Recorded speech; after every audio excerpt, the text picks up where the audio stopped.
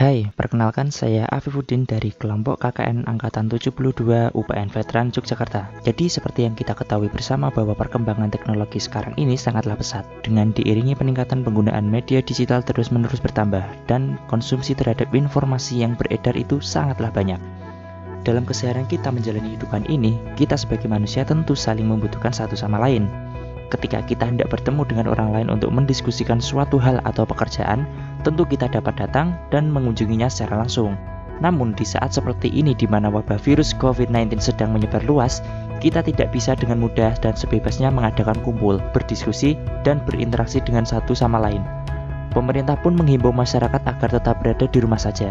Tetapi tentu kita tidak dapat menjalankan kegiatan kita sehari-hari jika kita diharuskan untuk tetap di rumah saja. Lalu, bagaimana cara kita untuk mengatasi hal demikian ini supaya kita tetap bisa berdiskusi, bersosialisasi, dan berinteraksi dengan orang lain? Yaitu dengan menggunakan model pertemuan online atau tatap muka secara virtual. Kita dapat berinteraksi dengan orang lain melalui pemanfaatan media webinar. Dengan adanya model webinar sekarang ini, maka kita dapat melakukan pertemuan tersebut walaupun kita berada di lokasi yang jauh sekalipun.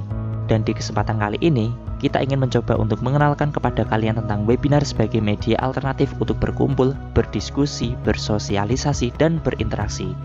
Sebelum kita masuk lebih dalam tentang webinar, tentu kita masih asing dengan istilah webinar.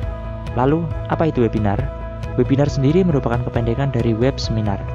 Webinar adalah istilah umum yang mengacu pada konsep interaksi tatap muka yang dilakukan namun secara virtual. Konsep webinar ini dapat diwujudkan melalui kegiatan-kegiatan seperti presentasi, pengajaran, workshop, ataupun seminar yang dilakukan secara online.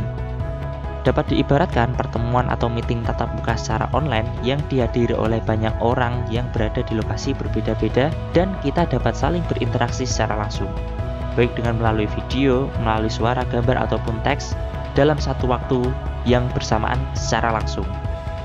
Konsep webinar ini memungkinkan siapa saja bisa membuat acara meeting atau pertemuan secara online yang dapat disaksikan secara real time.